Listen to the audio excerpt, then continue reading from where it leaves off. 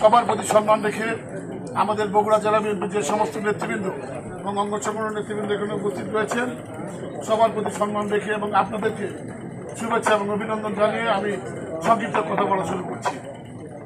আপনাদেরকে সর্বপ্রথমেই অভিনন্দন এবং কৃতজ্ঞতা জানাচ্ছি। গত ত্রয়োদশ জাতীয় সংসদ নির্বাচনে আপনারা আপনাদের প্রিয় নেতা, এই বগুড়ার মাটির প্রিয় সন্তান যারা তারেক রহমানকে ব্যাপক ভোটে নির্বাচিত করে বাংলাদেশের প্রধানমন্ত্রী হওয়ার জন্য সহযোগিতা করবার জন্য। বন্ধুরা, আজকে আমরা 17 বছর অবহেলিত ছিলাম। গোটা বগুড়ায় অবহেলিত ছিল, এটি আমার কথা নয়, এটি ইতিহাসই বলে, আপনারা সবাই জানেন।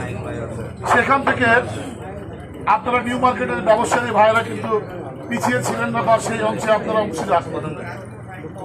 আপনাদের ব্যবসাও খারাপ গিয়েছে, আপনাদের ব্যবসা মন্দা গিয়েছে, কারণ এই বগুড়ার যে রেমিটেন্স সেটি কমিয়ে ফেলা হয়েছিল। বগুড়ায় কোনো উন্নয়নমূলক কর্মকাণ্ড ছিল না, বগুড়ায় কোনো অর্থ বরাদ্দ ছিল না। সকল ক্ষেত্রে বগুড়াকে অর্থ সংকটে রাখা হয়েছিল। আজকে দেখেন, গত সময়ে যখন 2001 সাল থেকে যখন বিএনপি ক্ষমতায় ছিল, তখন বগুড়ার জায়গার দাম কিন্তু হু করে এমনি বেড়ে গিয়েছিল। আপনাদের নিউ মার্কেটের দোকানের দাম হু করে বেড়ে গিয়েছিল, ব্যবসা ভালো হচ্ছিল।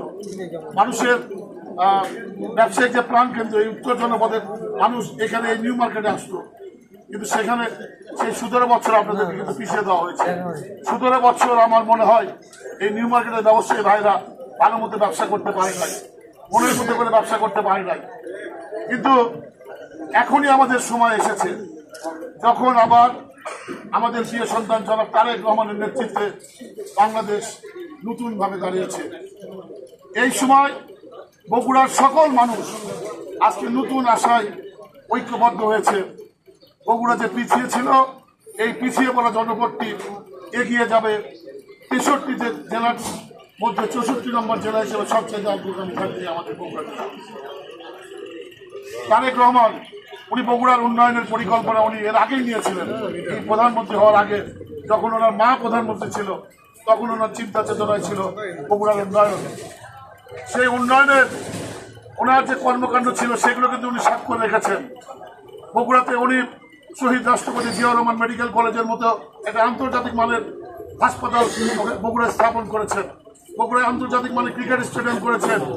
বগুড়ায় আপনাদের এই যে মূল রোড, এইদিকে আপনার বর্ধিতকরণ করেছেন। বগুড়ায় গ্যাস নিয়ে এসেছেন, অনেক কিছু করেছেন। কিন্তু বগুড়ার মানুষ